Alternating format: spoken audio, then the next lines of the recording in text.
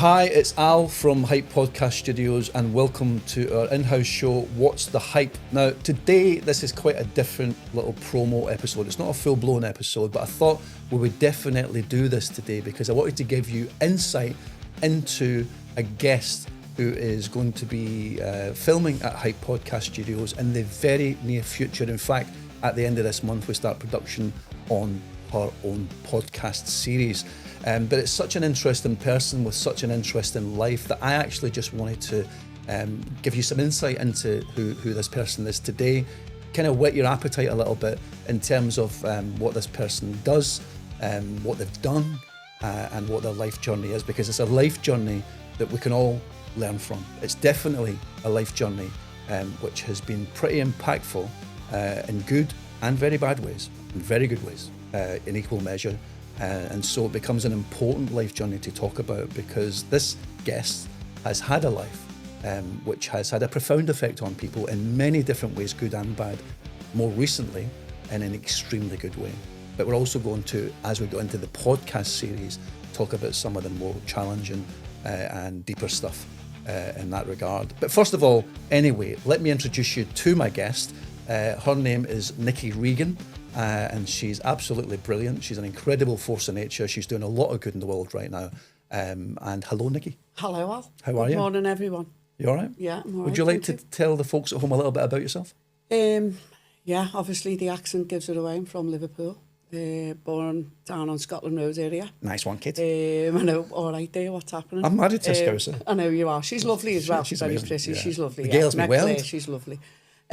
Born and grew up down Great Home Street, an area that's just below Scotland Road. Right. Scotty Road. Scotty Road, yeah, the best part. And then moved up to Anfield for my earlier years, which was interesting. Okay. It's absolutely lovely. The regenerating Anfield. It's massive. The ground's phenomenal. I know. And you know what? Born and bred up. Half bred up. Born and bred red. A born and bred red. Well, it'd have to be, yeah. My partner's. You could be in Anfield, not me. My partner's just, honestly, can't even think it, but yeah, born and bred red. Right, Nikki, let's talk about you then. Okay. So thanks for coming in. Because I know you're an extremely busy person, and I know you've got a lot on. And you're doing a lot of great work at the minute. Now, the reason that you came to me to have Hype Studios produce your podcast is because you've got and we're not going to go into the detail here today, there's right? There's a lot coming, isn't there? There's a lot coming. There's a lot coming. But you've got a life journey and a story which I find incredibly interesting. I think that your life journey is profoundly interesting in the sense that you've had a massive impact on the people around you, on your community. You've had a massive impact on people's welfare. Yeah. And not always in a good way. Past 2 decades have been phenomenal and a good impact. But we're not going to dwell on that previous story until we get into maybe episode 2 of your actual podcast. But I want to sort of reference it today in one context. The thing that's really exciting about you for me, apart from the fact that you're just a bloody nice person, right? You're a decent human being. Some might disagree. You're as mad as a box of frogs, right? Yeah. That's the menopause, doctor. Is that what it is? Yeah. Is that what you're blaming? Yeah. All right.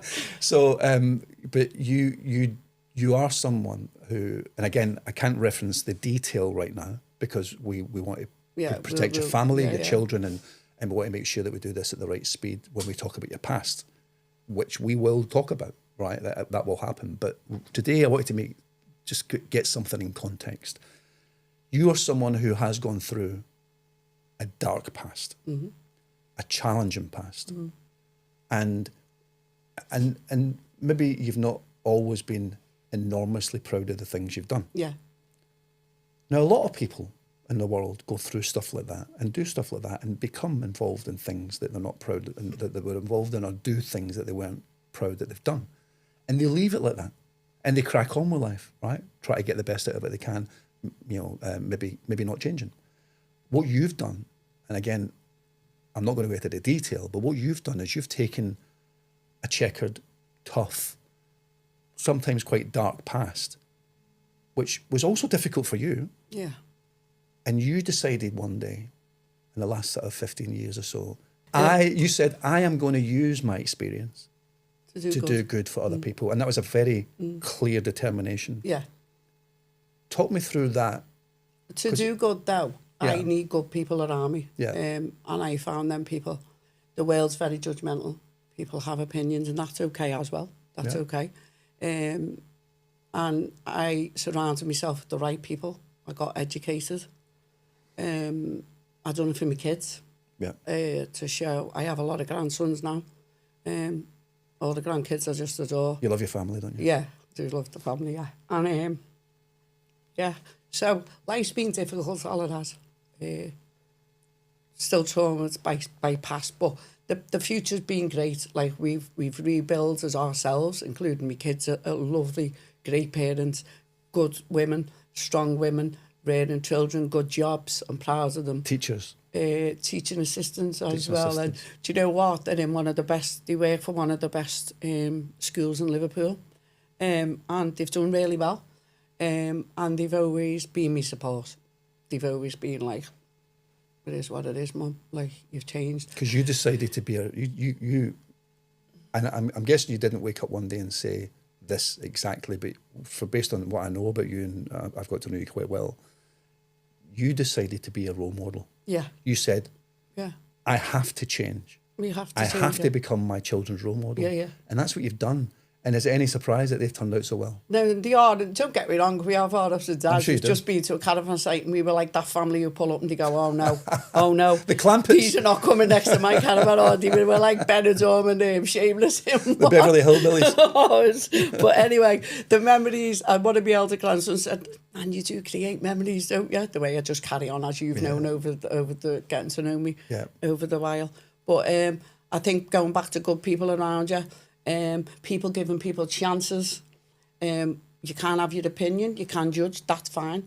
Just give people chances to change. So let's talk about that. And again, we're not going to talk about the detail, right? We'll talk about that when we have to. We can. But before we talk about the stuff that you're doing now, which is phenomenal, let's talk about chances. So there will be people who, when we do your backstory and when we do your past story, who will say, Marmite. She doesn't deserve a second chance. Mm.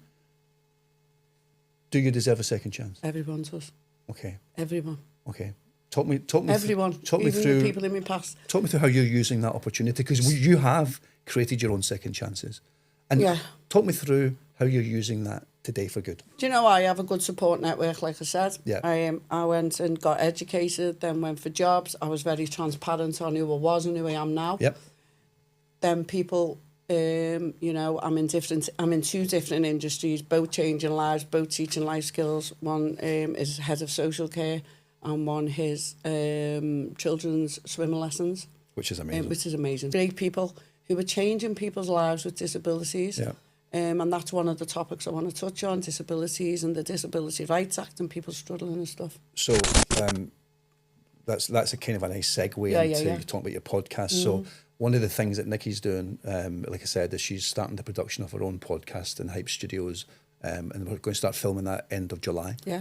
And I'm excited about it. Because, you're excited about the menopause one, aren't you? Well, only because I get brain fog. Because it turns up yesterday on the wrong day. So Nikki turned up. So yesterday, I'm still building the new studios, and I'm downstairs, covered in dust, fixing stuff, and I see a car pull up. And I see this woman, a nice car, and I see this woman walking past. I think, I know that face. Knock at the door, and it was Nikki. And I didn't want to say straight away, so we had a chat, and then we came up to the studio, and you looked a bit puzzled, didn't you? As if it's nice of her to call in. That's nice to get a visit. That's nice to see Nikki a day before she's actually due to turn up at the studio. So we were actually talking about brain fog and the menopause and stuff, and it was when we were talking about that, I said, actually, on that subject, have a look at the schedule. And it was tomorrow, the next day. It was today that she was supposed to be here. And that's why it was just the funniest thing. Just the funniest thing. Your face. Yeah, you know what? Life's good now. Life's good. It took 2 decades. Good. I've got good people around me. I've got a good partner. He's dead supportive. Anything could go and tell him to do. It's funny when at Liverpool are playing, because of him working away. I work away a lot all over the country, because we're opening venues left, right and centre, and then I'm on lots of training and stuff like that, and they're doing courses ready to go into HR. So like I look and I think, wow. You've really taken it by the horns, haven't you? Do you know what? Yeah, but again, I've been lucky. I've had good people around me, non-judgmental people who believe, who see the person, and that's the whole point, isn't it? Seeing the person, you can be someone, or you can know somebody, can't you? Yeah. But then not know them, because 2 decades to change as a person is massive, massive. So Yeah, I'm dead yeah. lucky. Life's good. Yeah. I'm doing good. I've met good people like yourself. I keep meeting good people, which I believe that's the circle I'm in. Well, do you know what? Oh, I know someone who can help you with that book. You're I know supposed to someone. live. I have a saying, right, and I live by it. This is my mantra for life, right? So, I am where I'm supposed to be, with the people I'm supposed to be there with, for the amount of time that I'm supposed to be there with them, and that's Isn't the truth. that brilliant? I love that. You're supposed to be doing what you're doing with the mental health stuff. And you know what? They've been great, my employers. I know people might think, oh, you're blowing smoke up. Listen, these people are good people. These people who've gone, it's what it is. What we're going to not go into. I know I go on about and people think, oh, she's just saying that because they're in employers. I've been really lucky with people. I've been transparent. This is who I am. I need help. This is where I want to be in life. This is what I want to do. Do you know what, Nikki? I think there's 3 things at play here, right? And this is true for most people. For everybody, actually, this is true. And the last thing that I'll mention out of the 3, you'll probably think I'm a bit of a weird old hippie, right? Because I am a weird old hippie, by the way. So am I. I just don't have the hair, you know. That's probably why we get on off. Yeah, exactly. So I think the first thing is, you're saying you've been lucky, right? I think the first thing is you make your own luck, right? So you decide, like you did 20 years ago, I am going to change. I am going to have a future where I can help other people, right? I am going to be a beacon of hope for other people. Yeah. That's the first thing. So you make decisions.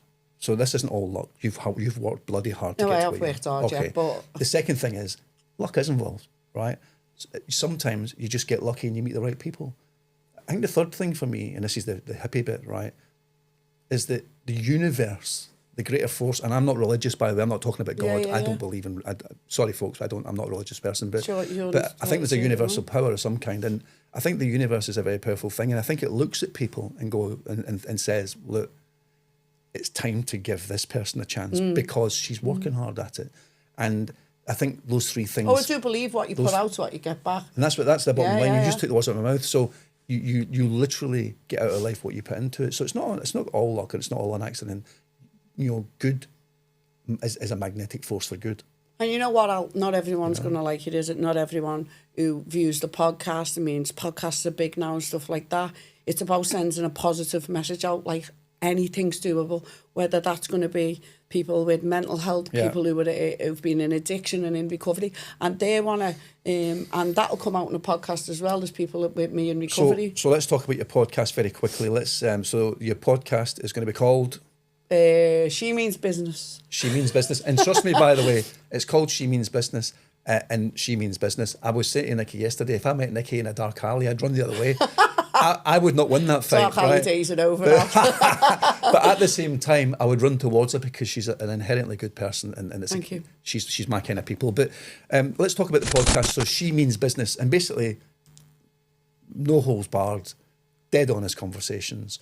And I have to say, you've been very good today because you swear like a trooper.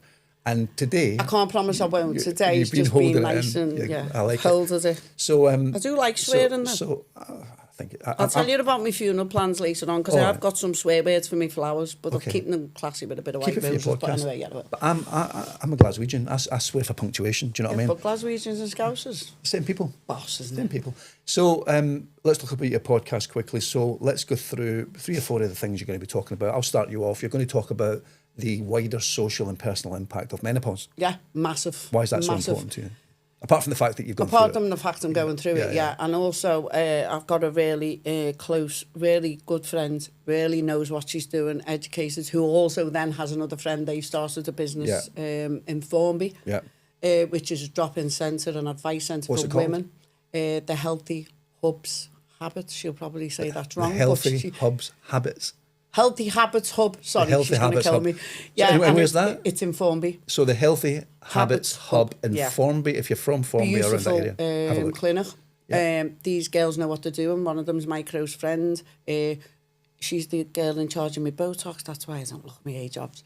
But very important. I think it's massive effects on family, if that's our children. Like my partner, Kev, I feel like he's being supportive. Sometimes I look at him and I think, wow, do you know what I mean? Like, how's he? it's like sometimes I'll take my time out in car parks between jobs or when I'm travelling around the country to have my cry and go, right, okay, like, you need to regulate yourself again, blah, blah, blah. It's difficult. You're quite lucky, though. I had a really, not a bad upbringing as a child, but not the best. So I wasn't instilled with what you were instilled with. So I'm trying to do it 20 years later. So it becomes survival. And instill in my grandchildren now, and their mums are good mums. When I look at them, it's probably one of the things that's done right.